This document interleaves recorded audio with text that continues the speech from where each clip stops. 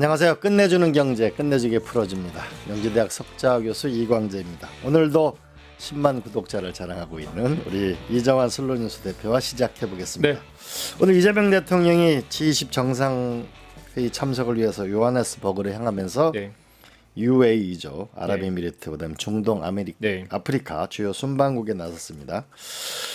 이 지구 전체를 쓰는 큰 운동장으로 운동장. 쓰는 경제 외교 이런 게 필요한데 요새 왜 그럴까요? 왜 중동은 중요할까요? 네. 오늘 이제 중동의 국부 펀드 취재를 좀 하면서요. 이 그림 한번 띄워주십시오. 이게 KB증권에서 분석한 그림인데요. 보시면 이제 세계화의 시대가 있었고 이 냉전과 이 자국 중심 하던 시대가 있는데 지난 150년 그 GDP 대비 수출을 나타낸 그림입니다. 보시면 이제 수출이 쭉 늘어나던 때가 있었고 1, 2차 세계대전과 냉전 시대에 수출이 좀 줄어들었고요. 또 이제 70년부터 2000년대 중반까지 세계화의 시대가 있었고 지금 우리가 겪고 있는 미중 갈등과 또 이제 자국 중심 경제 시대가 있죠. 이게 이제 세계적으로 국가의 시간이다. 타임 오브 네이션스라는 표현을 쓰는데요. 국가 역할이 중요해졌다.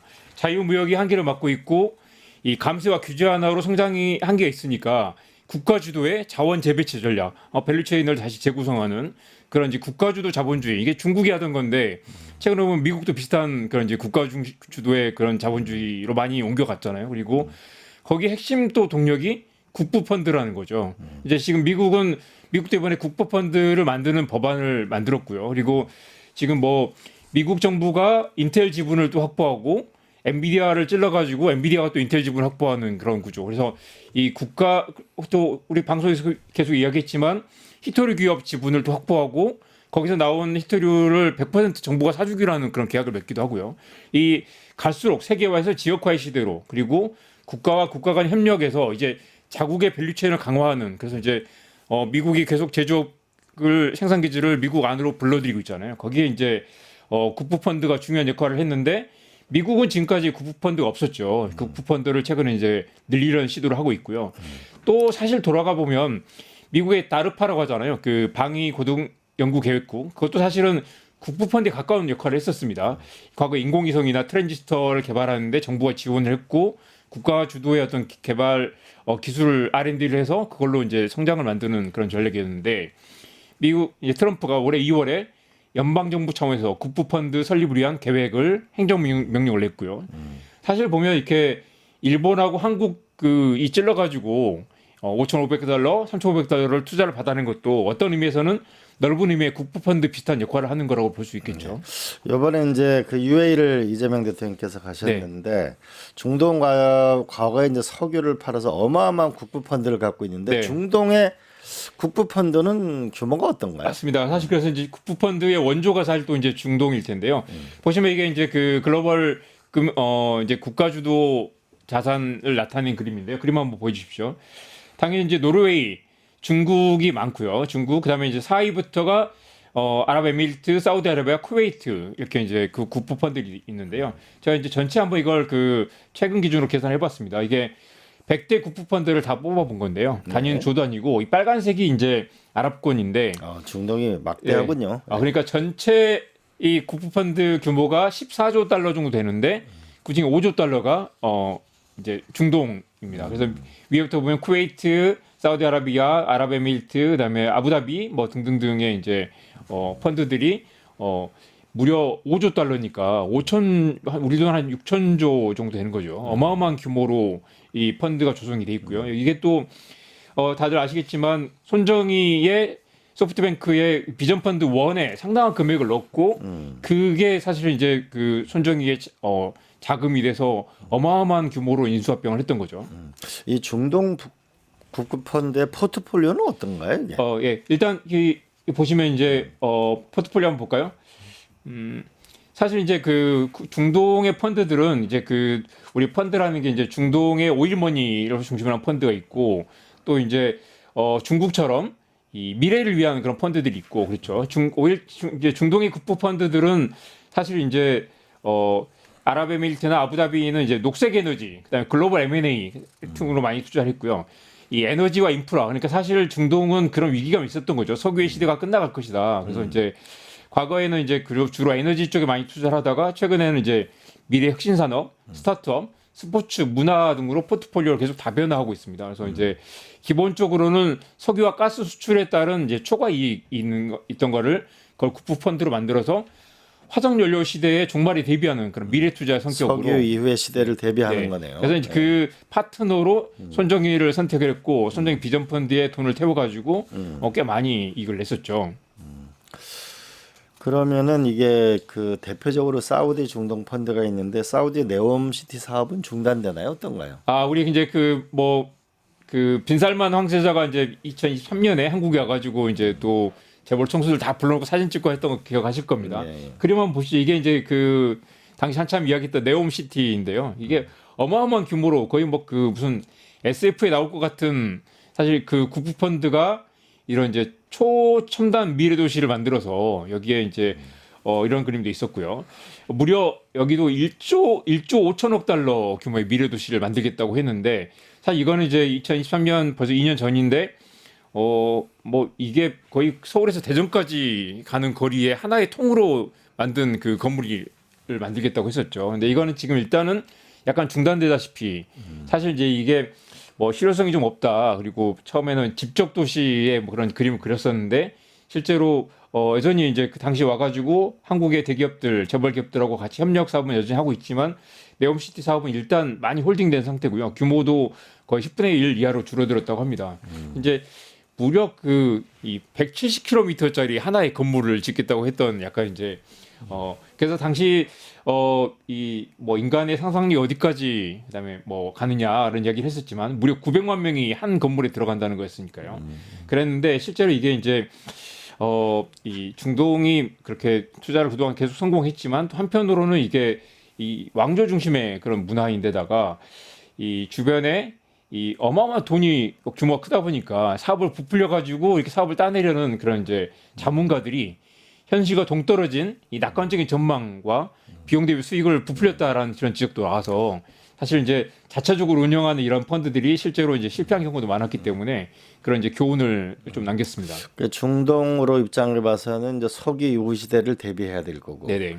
우리 한국으로 봐서는 지금 보면은 세계적인 빅테크들이 뭐 수백 조씩 투자를 하잖아요. 네네. 우리도 뭐 국가 펀드가 있다고 하지만 뭔가 중동 펀드와 협력을 해서 미래를 열 방법은 없나요?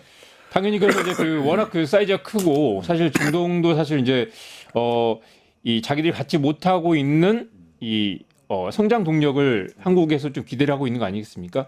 그래서 이제 이 한국 지금 이제 중동의 다음 그 성장 동력은 이 역시 AI와 첨단 산업이기 때문에 그게 제일 잘하는 데가 또 한국이잖아요. 그래서 이제 한국과 여러 가지 협업 파트너십을 좀 추진하고 있고요. 그리고 이제 일단 손정희와는 어느 정도 이제 그 정리가 됐기 때문에 다음 투자 파트너로 한국을 선택하는 거 아니냐. 실제로 지난번에 그 빈살만 황제가 왔을 때 굉장히 천문학적인 규모의 이제 그 투자 계획을 그 이야기를 했고 이번 확인해 보니까 네옴시티는 중단이 됐지만 여전히 한국 기업들하고 파트너십을 맺고 있고 계속 투자를 진행하고 있습니다. 한국과요? 어떤 예. 가능성이 있을까요?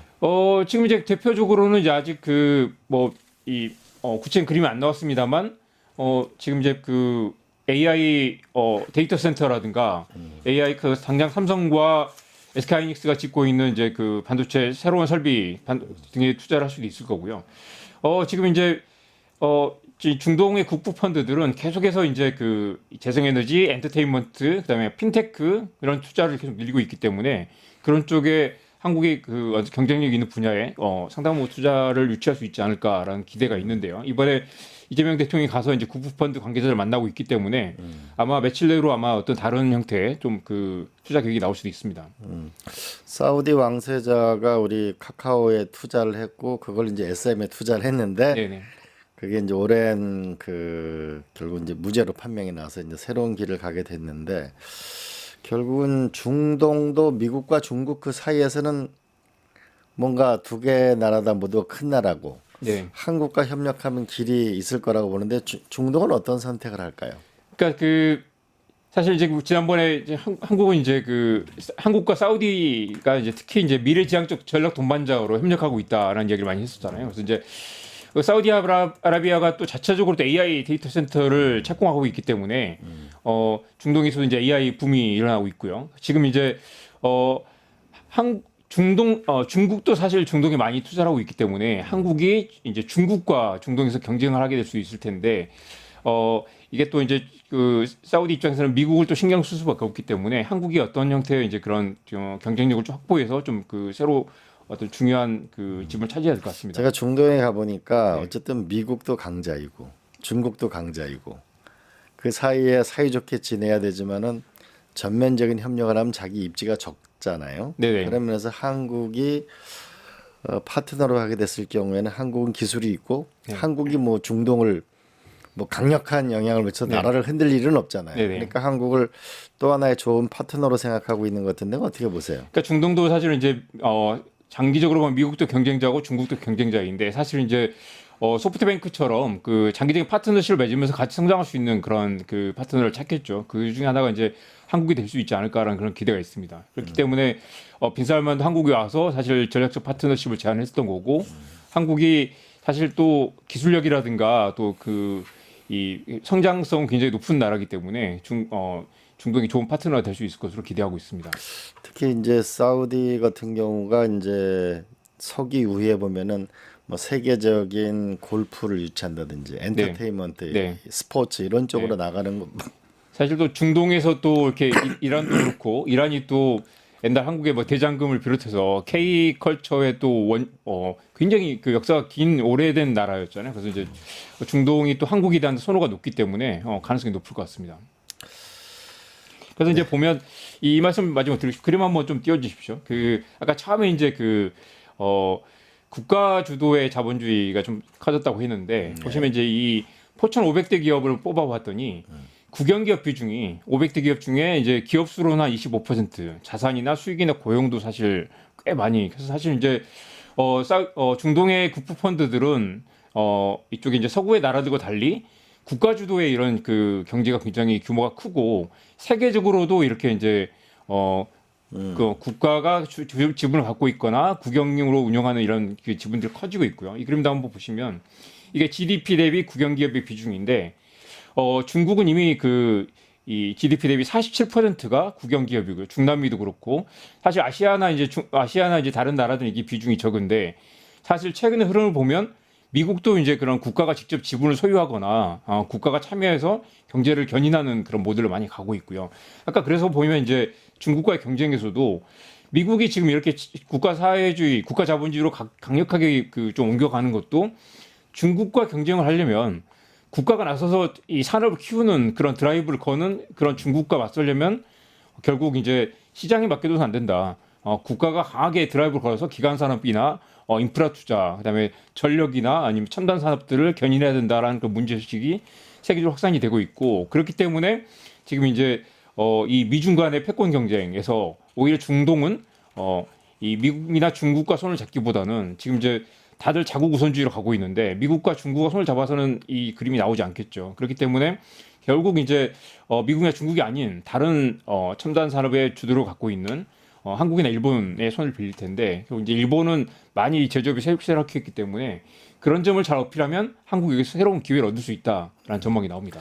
네, 두바이의 우리 삼성전자의 이재용 회장과 우리 현대당 정의선 회장 등 주요 기업인들이 대거 다시 또 이재명 대통령과 함께 갔는데요. UAE에서 좀 성과가 있었으면 좋겠고 중동 지역이 새로운 경제 성장 동력을 마련했으면 좋겠습니다. 비전 펀드가 중동의 국부 펀드를 잡아서 새로운 기회를 맞았던 것처럼 한국도 이제 새로운 그 어마어마한 수백조, 수천조 단위의 지금 투자가 필요한 상황이잖아요. 그 며칠 전에 재벌 기업들이 1,300조를 투자하겠다고 했는데 결국 그 마중물을 해외에서 끌어들이는 것도 하나의 그 해법이 될 수 있지 않을까 좋은 싶습니다. 포인트라고 봅니다. 손정희 회장은 개인이잖아요. 네. 우리는 국가의 신용도를 가지고 또 우리가 실체가 있는 세계적인 기업이 있기 때문에 중동 국부펀드와 함께 미래를 열어나가는 좋은 결과와 발표가 있기를 기대합니다. 네. 예, 고맙습니다. 고맙습니다. 파타타타 증권봉합